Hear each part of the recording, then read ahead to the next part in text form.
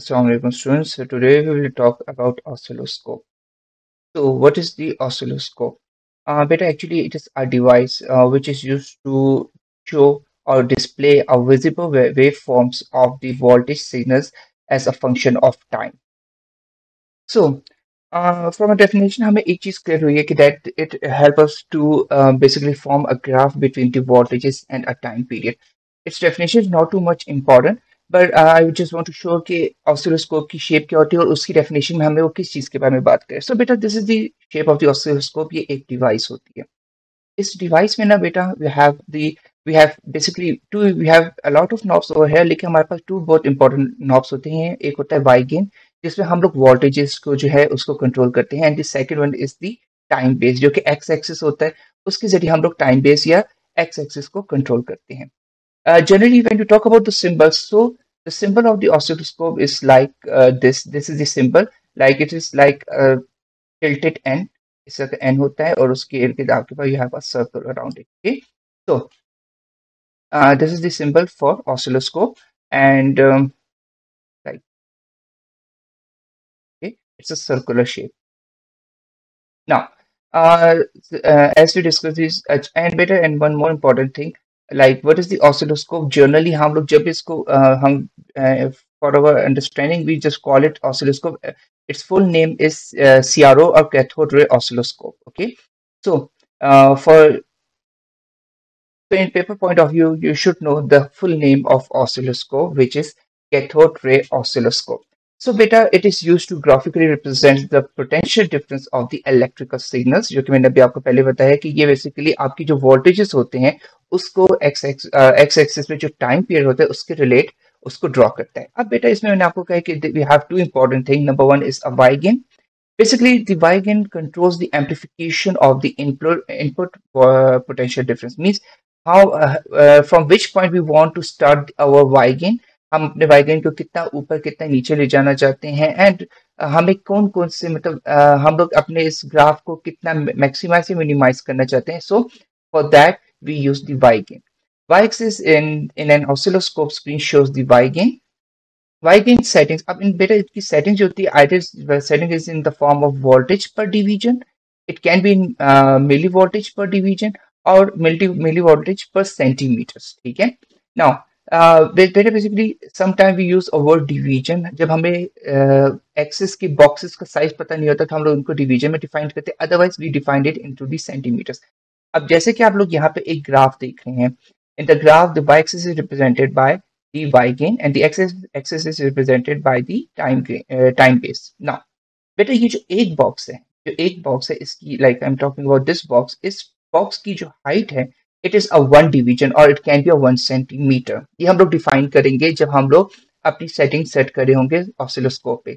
CRO पे जब हम अपनी सेटिंग सेट करेंगे, so we have to define over there that either we are considering it as a 1 division और a 1 centimetre. Similarly बेटा हमारा जो एक्स एक्सिस होगा उसका भी जो वन बॉक्स होगा वो भी 1 डिवीजन 1 सेंटीमीटर होगा. In other word these boxes should be square. Okay, these boxes are basically square boxes, so these are the square boxes. Okay, now after that, now let's talk about a time base. Time base क्या करता है उसी तरीके से बेटा हम लोगों को ये टाइम बेस जो है वो कंट्रोल करता है टाइम इंटरवल को.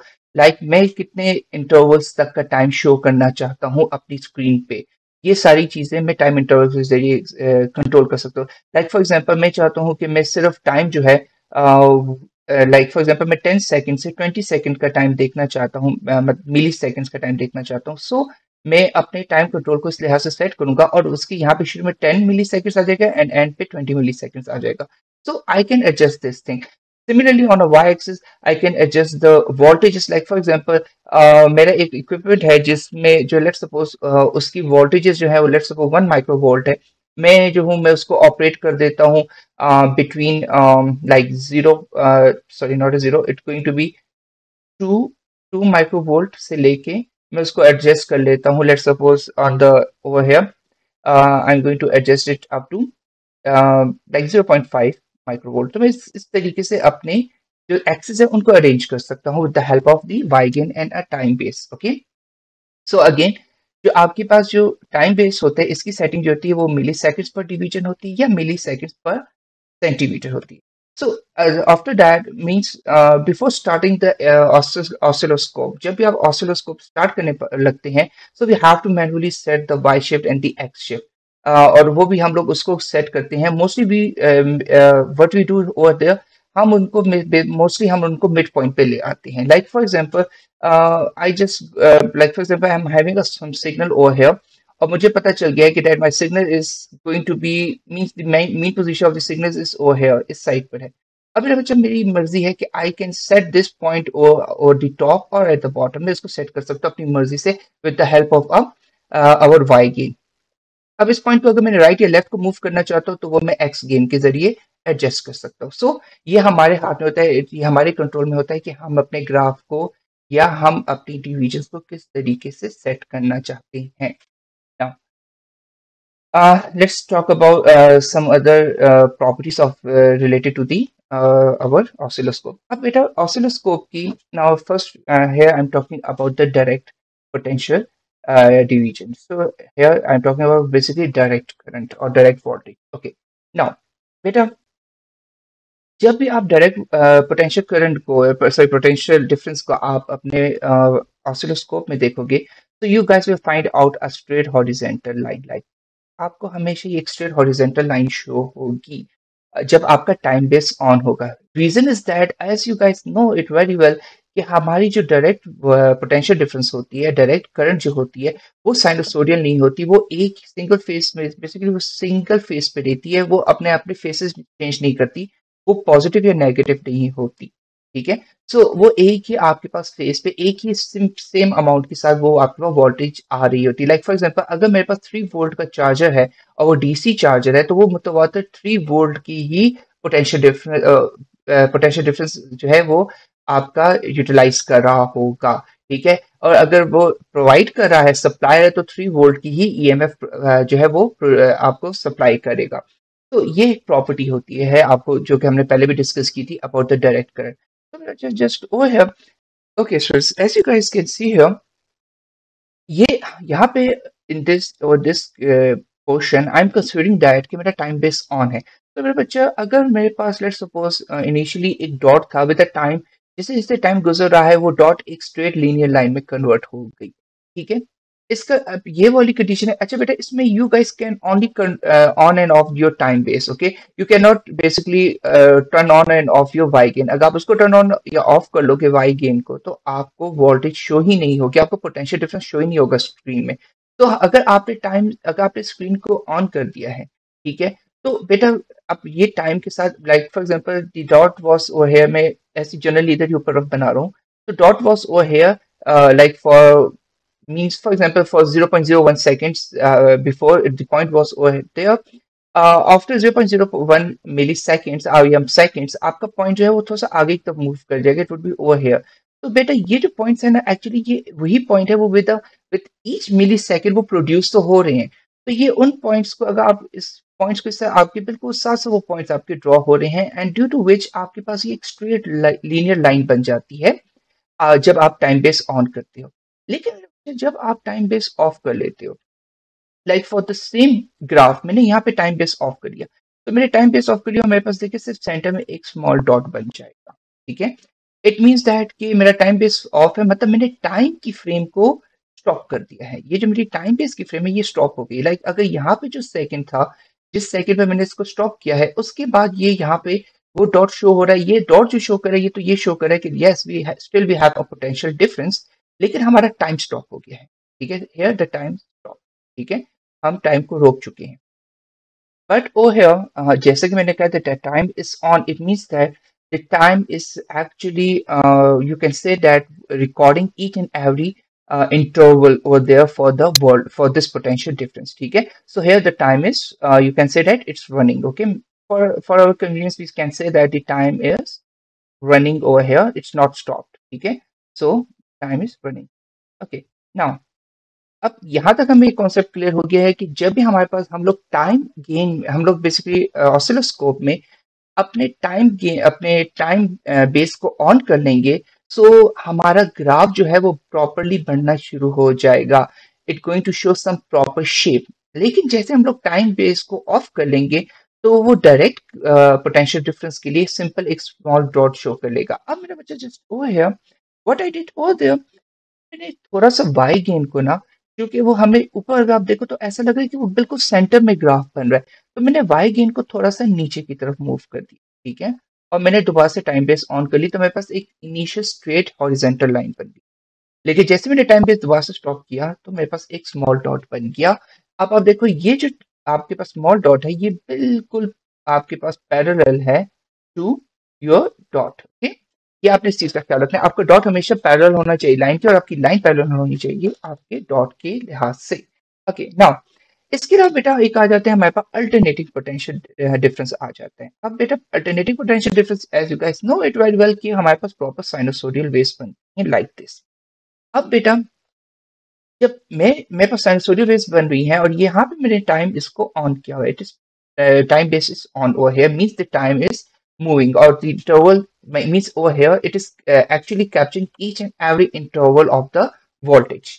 अब मेरा बच्चा मैंने इसको जैसे ही इसका टाइम बेस ऑफ करूंगा, तो इसका टाइम बेस ऑफ होने पे ये जो इसका पीक होगा, जिसका क्रेस्ट होगा आपके ग्राफ का, ये एक पॉइंट वहां से पिक करेगा और बिल्कुल आपके ग्राफ के सेंटर में एक पॉइंट वहां पे प्लेस होगा, और एक इसका जो ट्रफ का पॉइंट है वहां से एक पॉइंट पिक होगा और वहां पे एक डॉट लग के उसके बिल्कुल बीच में एक सेंटर में बिल्कुल स्ट्रेट लाइन ड्रॉ हो जाएगी, आपको इसका का शो होगा।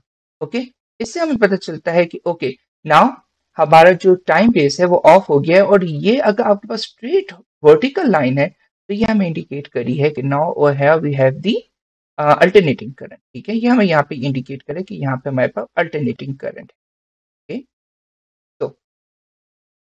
तो this is over here this we have the alternating current. तो just give me a minute, इसको मैं एक प्रॉपर करना। तो ओके सो अब बेटा यहाँ पे अगर आप इस अल्टरनेटिंग करंट को अब बेसिकली अब हम इस अल्टरनेटिंग करंट की थोड़ी सी प्रॉपर्टीज को पढ़ते हैं कि इसमें हमसे बात क्या की गई है। अच्छा बेटा एक और चीज भी आप ध्यान में रखो, हम लोग इसको ऑसिलोस्कोप ट्रेसेस भी की, ठीक है। तो हमने यहाँ पे ऑसिलोस्कोप ट्रेसेस जो ऊपर बनाए उस पर टाइम बेस ऑन और ऑफ करके देखे for a direct current and the potential current, ठीक है। Potential sorry for the alternating potential difference.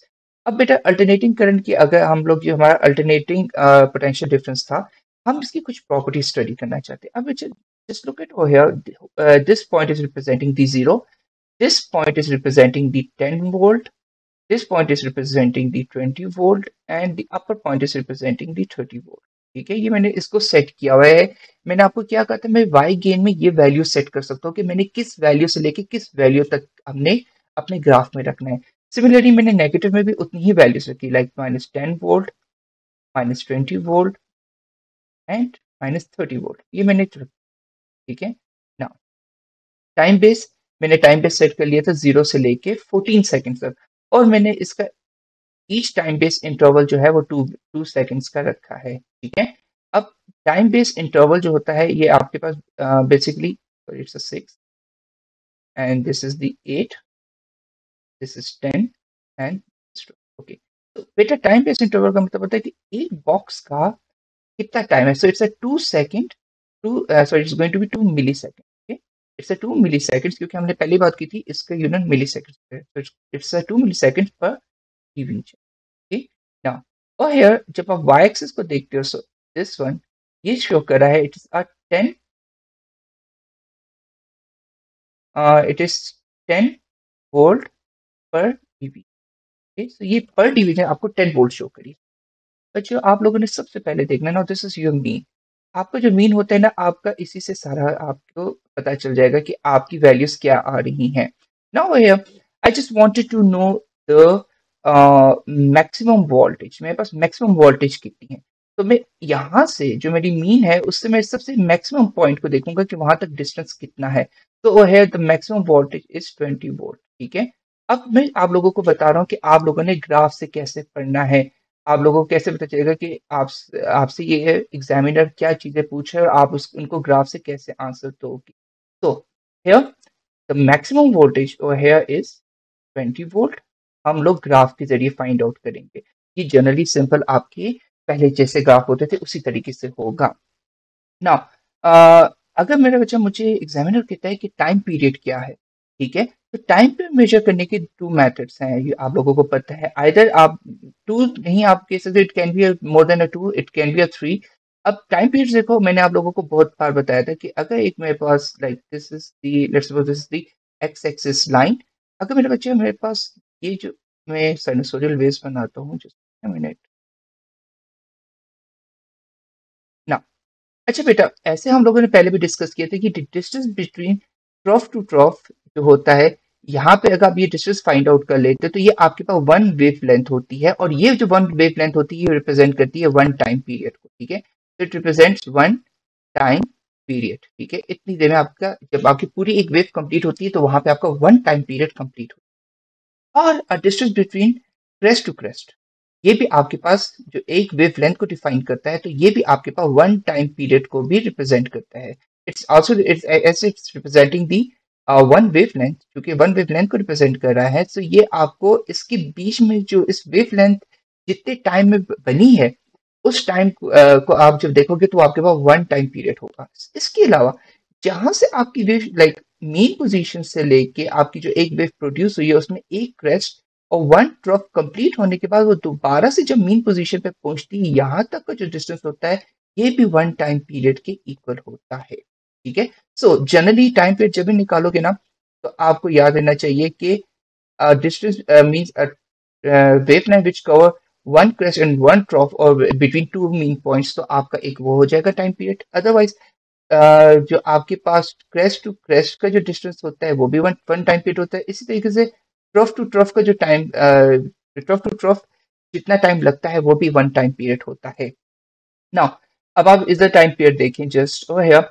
देखिए मेरे बच्चे, मैं यहाँ से जब टाइम पीरियड निकालता हूँ, so this time period over here, from here it come out, so there this is a 10 10 minus 2 is 8, so it's a 8 millisecond। ठीक है, सिमिलरली मैं अगर फुल वन वेव को कंप्लीट होते हुए देखूं तो ये भी देखो मेरा बच्चा, ये आपके पास 8 सेकंड में कंप्लीट हो रही है। सो इधर इधर भी हमारे पास सॉरी 8 मिली सेकेंड्स बन रही है। सो मैंने आपको दो तरीके बता दिए हैं। मिनट मिस्टेक हो गया। तो मैंने आप लोगों को बेसिकली थ्री मेथड्स बता दिए हैं कि किस तरीके से आप लोग टाइम पीरियड निकाल सकते हो। Okay, so now let's check out के इस क्वेश्चन से रिलेटेड हमसे एग्जामिनर ने क्या क्या पूछा है। नाउ बेटा देखो, सबसे पहले मैंने आपसे क्या कहा था, वाई गेन कितना है, so it was 10 volt per division. As you can see over here, यहाँ पे देखिए मैंने लिखा हुआ है ये। ठीक है, ये मैंने वाई गेन बता दिया। फिर इसके बाद मेरे पास टाइम बेस कितना है, 2 millisecond per division. As it mention over here, time base ये है। हमें कहा ठीक है, ये हमें हम लोगों ने इसके जरिए ये चीजें निकाली हैं। Okay, now for this condition, the question is saying that what is the maximum voltage? So the maximum voltage over here is 20. Okay, so this is the 20 जो कि हमने ऊपर से वहां से चेक किया था, that is 20। टाइम पीरियड हमने निकाला था 8 मिली सेकेंड्स। अब बेटा देखो, मैंने फ्रीक्वेंसी निकाली है। हमने पहले डिस्कस किया है कि time period is equal to 1/f और your frequency is equal to 1/t। ठीक है, तो अब आपने फ्रीक्वेंसी निकालनी है। So 1 divide by 8 multiply by 10 is to power -3। Why am using a -3 because it's a milliseconds, milli means 10 to power -3।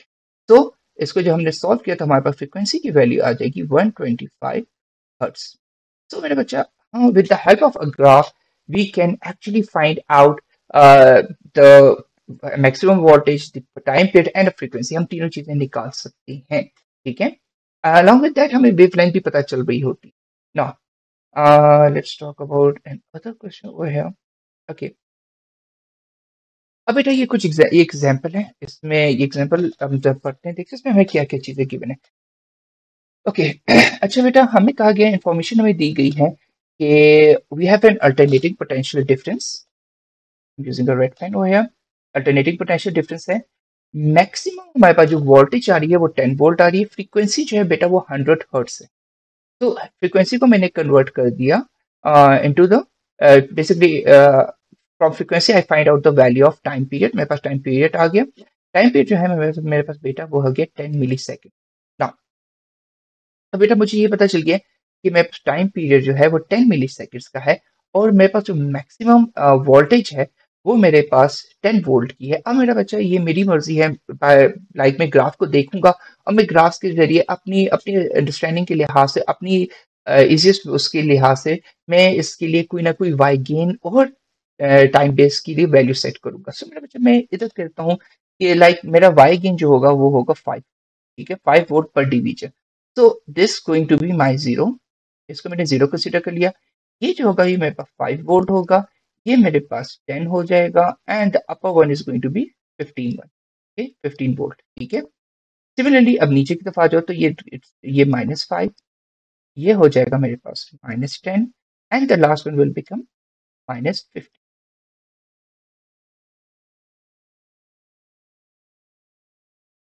तो the last one is going to be -50। अब बेटा इसके बाद अब मैंने इसके लिए टाइम बेस सेट करनी है।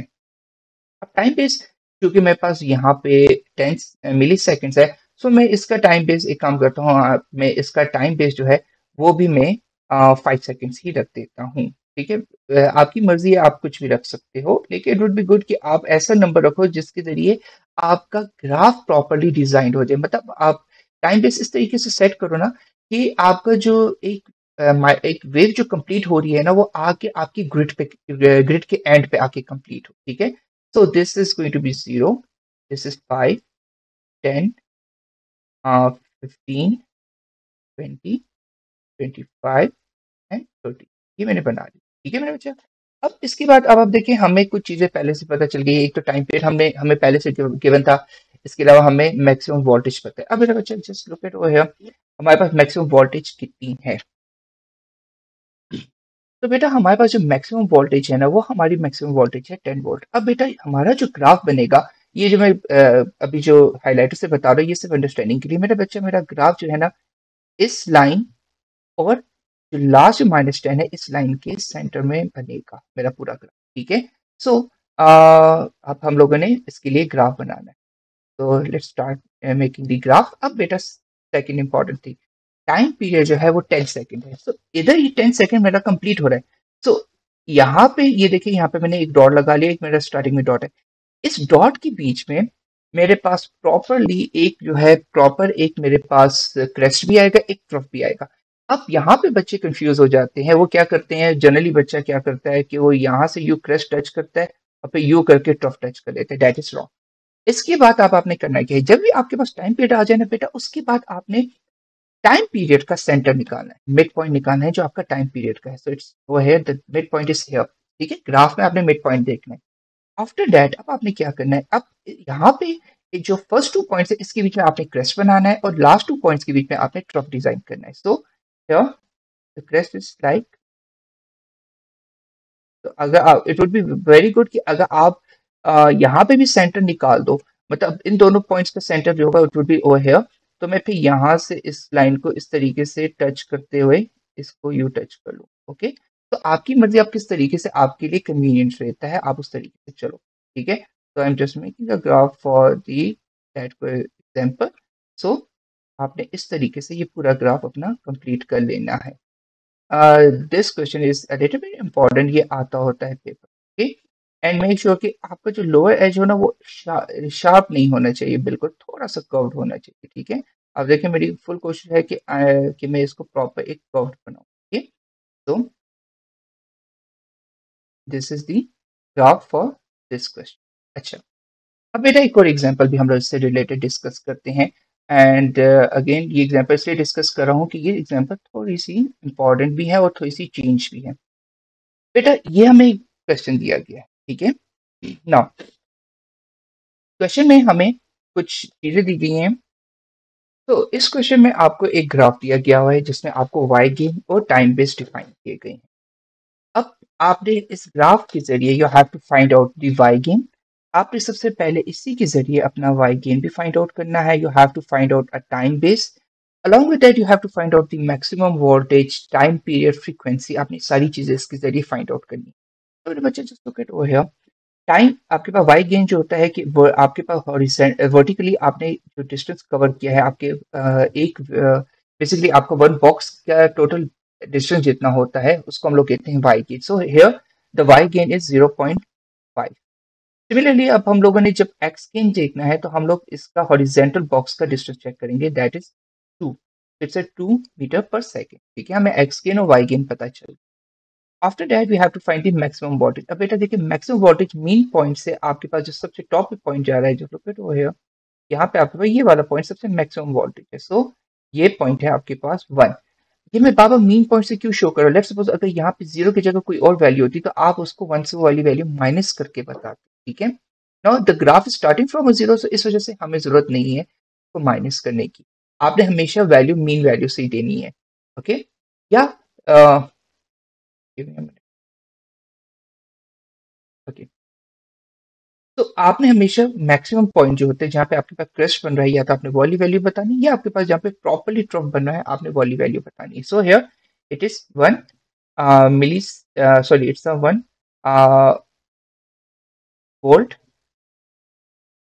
तो 1 वोल्ट। अब बेटा टाइम पीरियड फाइंड आउट करना है। तो I am just removing all the extra lines from here ताकि हम लोग आराम से टाइम पीरियड अपना निकाल सकें। ओके, नाउ अब अच्छी तरह इधर आप लोग देखें टाइम पीरियड हम निकालना है। नाउ अगर मैं इसमें देखता हूँ तो मेरा बच्चा, मेरा फर्स्ट जो वेव है, अगर आप उसको देखो तो मेरी जो फर्स्ट वेव है ये यहाँ से शुरू हो रही है और ये यहाँ पे जो खत्म हो रही है, यहाँ का मुझे टाइम नहीं पता। मेरे लिए ये टाइम बताना इम्पॉसिबल है, मेरे लिए बड़ा मुश्किल है ग्राफ में इस टाइम को निकालना। ठीक है, अब यहाँ पे ये नहीं होगा कि आप लोग जो है कोई भी एजम्पशन ले लोगे, इस तरह की चीज नहीं चलेगी। ठीक है, नाउ अब मैं एक काम करता हूँ, मैं क्रेस्ट टू क्रेस्ट या ट्रफ टू ट्रफ वाला रूल फॉलो करता हूँ।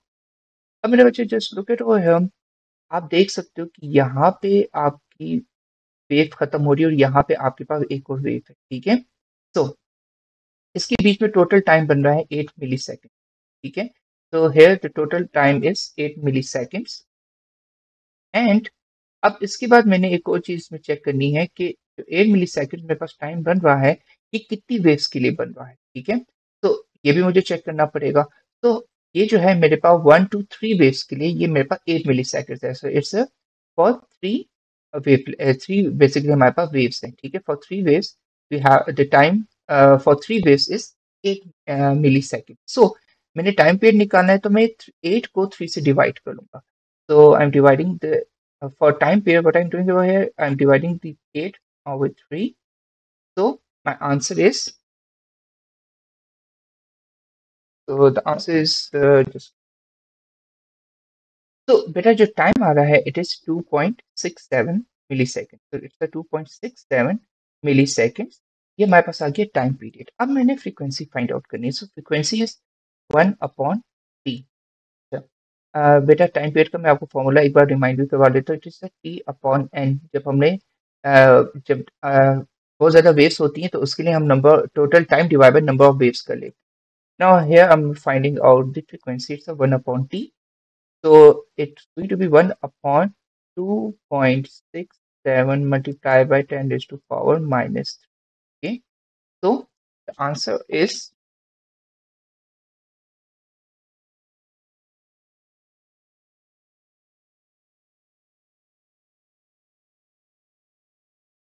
so the answer is 3.67.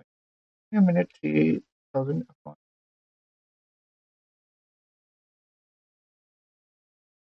So it's going to be okay.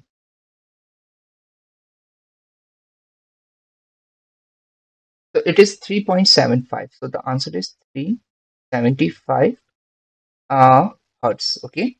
So the answer is 375 hertz. तो बच्चों इससे हमें एक चीज क्लियर होगी कि हम लोगों ने किस तरीके से with the help of a graph we can find how we are going to find out the maximum voltage, Y gain, time base, इसके अलावा फ्रीक्वेंसी, हम ये सब चीजें निकाल सकते हैं। नाउ समटाइम्स एग्जामिनर ये भी पूछते हैं कि ट्रेस से रिलेटेड और फ्रीक्वेंसी से रिलेटेड प्रॉपर्टी बताएं। सो बेटा हियर जो आप ट्रेस को देखो तो ट्रेस जो है वो उसकी लाइक वो है, आप देख सकते हो ट्रेस जो है वो मैक्सिमम जो है वो 1 वोल्ट तक जा रहा है और मिनिमम भी -1 तक आ रहा है। तो ट्रेस जो है वो स्मॉलर एम्पलीट्यूड्स की हैं और आपका जो है फ्रीक्वेंसी जो है वो लोअर फ्रीक्वेंसी है इस कंडीशन में। ठीक है, लाइक अगर फ्रीक्वेंसी जो है आपका, क्योंकि आपका टाइम पीरियड 2.67 मिली सेकेंड, अगर टाइम पीरियड जितना कम होगा आपकी फ्रीक्वेंसी उतनी ज्यादा इंक्रीज होगी। Now After that, let's talk about some other uses. Let's talk about the uses of oscilloscope. अच्छा बेटा, now what is the uses of oscilloscope?